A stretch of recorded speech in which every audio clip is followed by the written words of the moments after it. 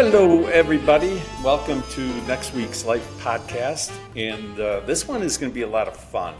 I get to interview and speak with Eric Aumen from Hytec.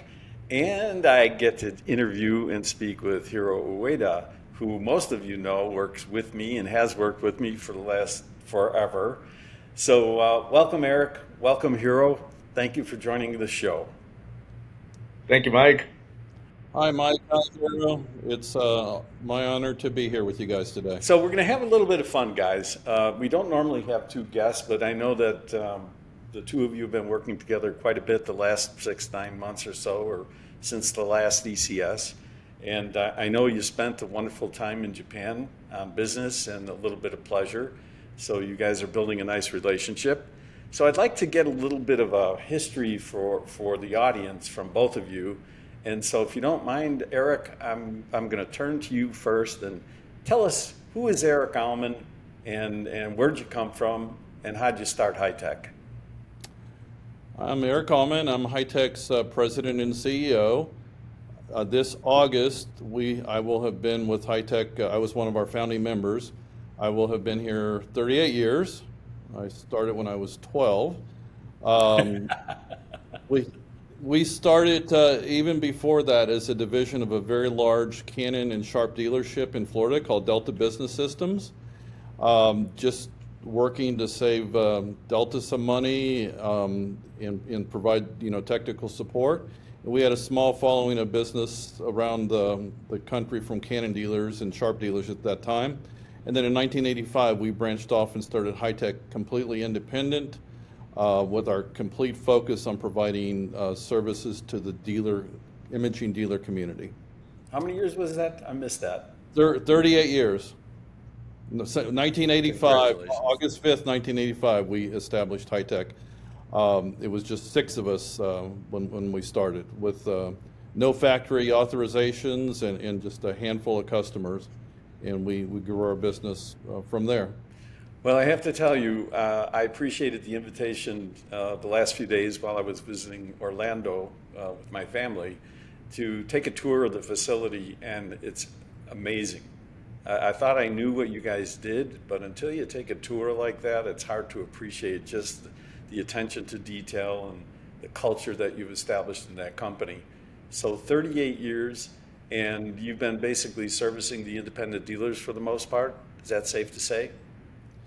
Yeah, today about half of our business is from independent dealers, and we also handle most all of the OEM direct operations too. So it's about 50-50. And when we started, it mostly was independent dealers.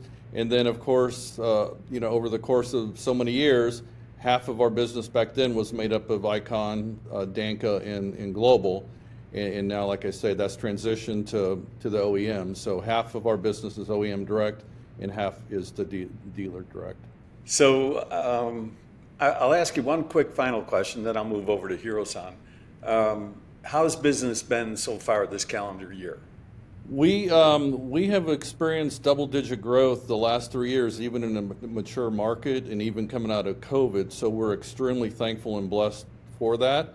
And as you saw during your tour here, we are also working to diversify our business into quite a few different vertical markets, just so we're stronger for the imaging channel and also beyond is our intention. Awesome. So we'll circle back around because I know that you and Hiro have some complementary projects going on. So Hiro-san, again, thank you for joining the show. You're always there working with me, and it feels kind of fun and funny to be interviewing you after all these years. How long have we known each other? Yeah, we've been knowing each other for the last 23 years. 23 years. Yeah, more than 2 decades. Incredible. So Hiro-san, most people know you, who in our circle, a lot of people who might be meeting you for the first time.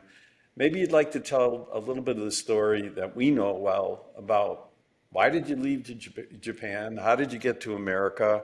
What did that career journey look like? Yes. So thank you again for the opportunity. I'm so thrilled.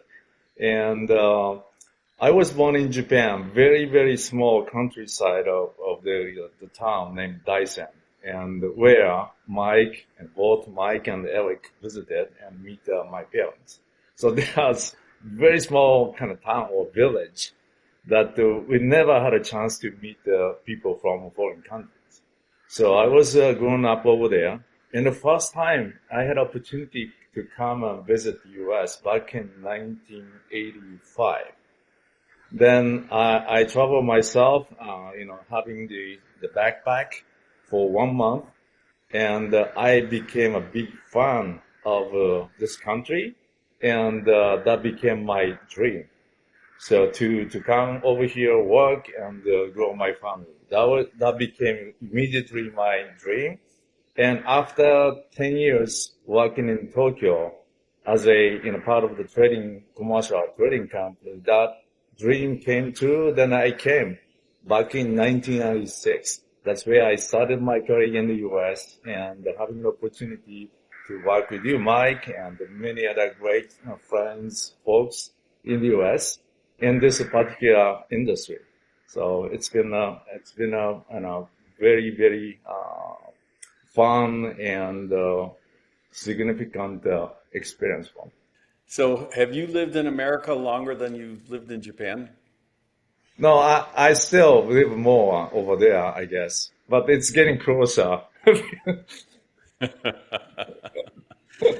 So a quick story, Eric, and for the audience. When I was working my career took me through Minolta and then Ricoh and then ultimately Hitachi Koki. And at Hitachi Koki, one of my Japanese friends who I'd worked with for some time had said, I know this gentleman you might like to meet. He's being sent back to Japan, and he doesn't want to go back to Japan. So if you meet him, you may wish to hire him at a Hitachi Koki. So Eric, this is a classic Hiro story. So I said, oh, okay. So I met him, and I obviously fell in love with Hiro and his skill sets and his all of who he is. And so I said, when are they sending you back to Japan? And how quickly do we have to do this? And he said, next week. So if you've ever worked for a Japanese company or with Japanese companies, you know that next week is an impossibility, right? But we did it, and here we are in 23 years later, and we're still working together. So it's a great story and a great career. So you both have some interesting segues. So when you look at Hytec, and you mentioned a little while ago about your commitment to expanding into adjacent markets, Eric, and growing your business with some new products and portfolios. So can you share a little bit more about with the audience about what that looks like in your vision? Yeah, we have built an incredible infrastructure here at Hytec. We have an extremely strong electronic skill set for component level repair, distribution, reverse logistics. And so our objective is to take that skill set to different vertical markets, and we made quite a bit of headway. We're doing some medical boards, we're doing some point of sale, some ATM, some cash handling. We're doing a little bit of work in the elevator space. Anything that's run with circuit boards that have a good enough price point where we can do it economically and help save the manufacturer or the dealer money and provide a quality product. So, Eric, when you look at the industry, and you've been in it, as you mentioned, 38 years now or more, how are you feeling about the imaging channel over the course of this year, next year, in the more immediate future? What is your opinion about the possibilities for growth? From our perspective, since we follow the MFP, the traditional break-fix part of the industry, we always feel there's room for incremental growth. I don't think that part of our business is going to double or triple anymore. I think we all know that. But there's a lot of missed opportunities still where where dealers are buying new items or not sourcing repairable parts to us. There's still a few OEM relationships that we could gain and work with. So we definitely see some incremental growth in imaging going forward, and it's been really strong historically. And In poor economic times, we thrive and do well because everybody's looking to save a little bit of money. And in good times, we normally follow the manufacturers with the new product to support those. And we support those products in and out of warranty. So most of the manufacturers that we work with, we support their warranty programs, either up front or behind the scenes. And then on out of warranty products, we're authorized to do the repairs on those. So this part of this growth engine for you, this is how really you and Hiro-san have kind of connected up. And both of you went, I think, and Bruce Nelson, all three of you went to Japan recently. So Hiro-san, maybe you'd like to share with everyone what you're thinking about how you can help our industry and what you might be doing that you can talk about with Hytec. All right. So when I met Mike first time, 23 years ago, we went up to San Francisco, and while we were waiting for a taxi, the one thing he told me was pay it forward. That's been always in my mind. And right now, I'm 60 years old, to be clear. You look fantastic. Thank you. 27 years in the US, 33 years Japan. So it's very, very getting close. And I like to do something for the industry, something back to the industry, especially working with, great friends, great company like Eric and Hytec, and to provide, something that they never thought about, but could be something they can add to their portfolio or diversify with those new opportunity, new companies, new technology, new products. That's, I was so excited to be able to work with Eric. And, based on my, relationship with some of the friends and with the partners in Japan, we were able to, source some of the new product technologies that we believe that we can add to, dealers business, or, we will help them to become workplace service providers, not just the dealer of the office equipment, but based on their myth, printers, copiers are everywhere in the businesses. Going beyond the office or the printers, there are lots of opportunities in the field of operations for their clients. That's who are trying to help. So Hiro-san, you were hosting Eric and Bruce when you went to Japan, and you're always a fabulous host, and you always create great appointments for people.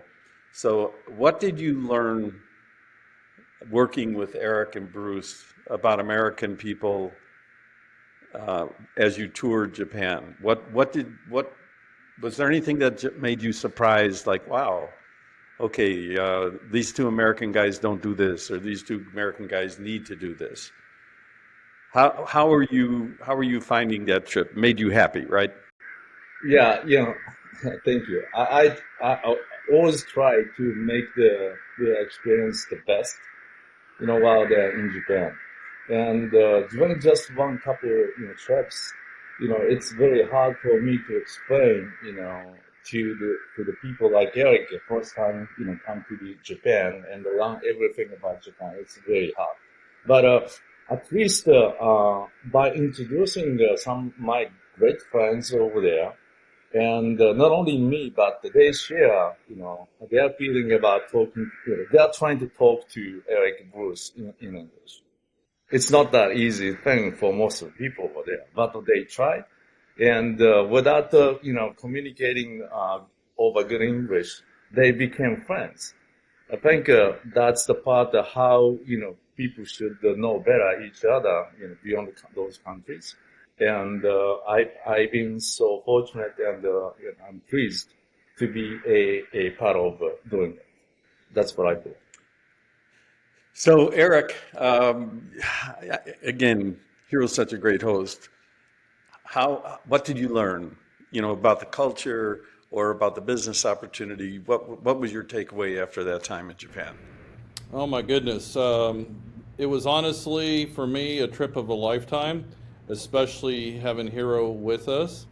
I know I have never been to Japan at all, even though I've worked in our industry for so long.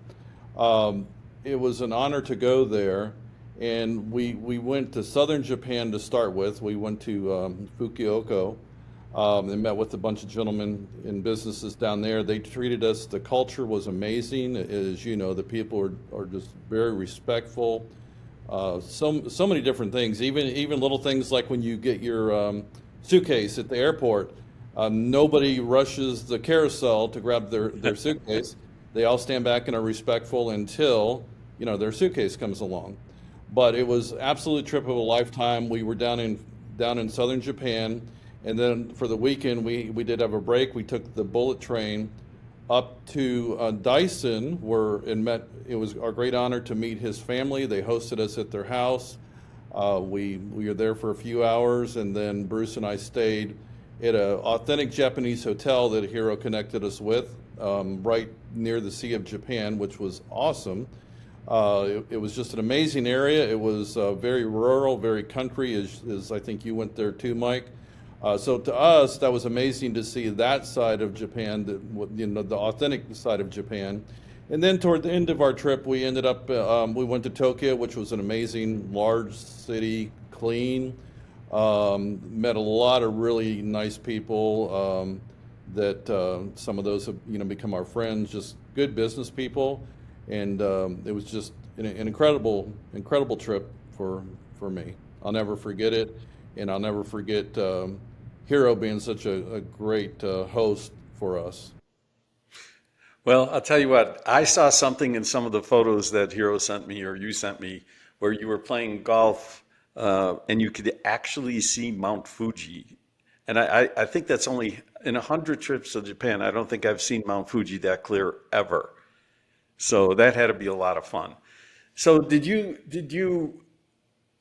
learn about what always shocks me is the politeness and the respectfulness and the logic. Like you said, everybody waits for their bag as opposed to here in the States where people think it's a food fight, to get their bag first.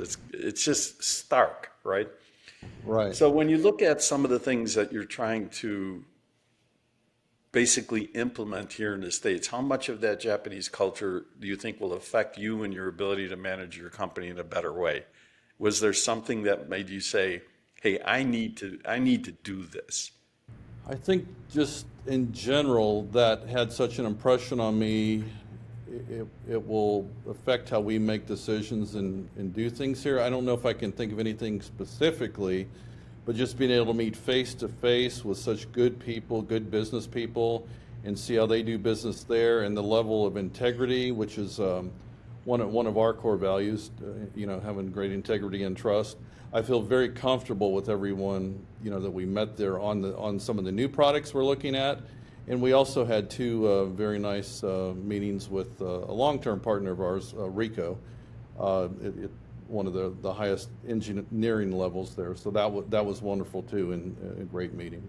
So the reverse, Hiro-san and Eric, you know this pretty well. Hiro-san has created this report called the Domo Report. And he has great relationships with obviously many, if not all of the OEMs and other folks in Japan.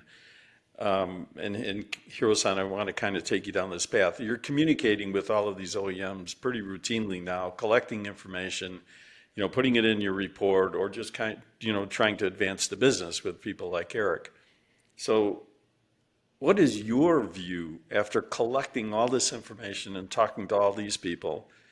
What do you see happening in Japan? People here, this, they talk about, consolidation and, there are too many OEMs. What are your thoughts about that for the audience? Yes. So I've been following up on the OEM, especially the financial side of the business. And in the actual business, I had opportunity to speak with many of the people in Japan or in the US at the OEM level. And actually, Mike and I are part of a OEM for a couple of years. So I learned a lot from there as well. So I think they are facing they've been facing a very challenging year, especially over the COVID. And during those years, they struggled. Their numbers went down, especially right after the COVID hit. But they they are very strong companies. Most of the companies come up with the solution to deal with the daily operations while they are expanding their business out to the imaging print. And some of the companies, try to do it with the, kind of entrepreneur type of, mindset. But some of the companies found, those business were not really, picking up in their growth. So that's where we see, the good companies succeeding with the new business, adding to the print business, and some of the companies, fail to do picking up the great solutions to their core business. So that's what I see, at least, what's going on. And then they will keep doing it in a sense of, reducing the cost and making more efficient operations, especially manufacturing. We just saw the relationship between the joint venture between Ricoh and Toshiba Tech. So I believe those type of collaboration will pick up. And I think that makes great sense, not just for the manufacturing, but also the sharing the logistics, all those things make the cost down and that bring them money to make a new business as well. So I think, I take really positive what they're doing, and sometimes doing well in an investment of the money into the new field, but that's what I see. And I believe that this industry keeps growing, and there should be some consolidations, including manufacturing, joint venture type of things. But, again, this is the industry I lived for, almost 40 years. And that's where, Hytec, the company like Hytec, Eric, and we work together, along with the other consortium members to be able to help direct to the, good solutions, good companies, good technologies that they can invest and to get the great success out from them. Hey, everybody. And that was the end of part 1. Thank you, and wait till you see what's next.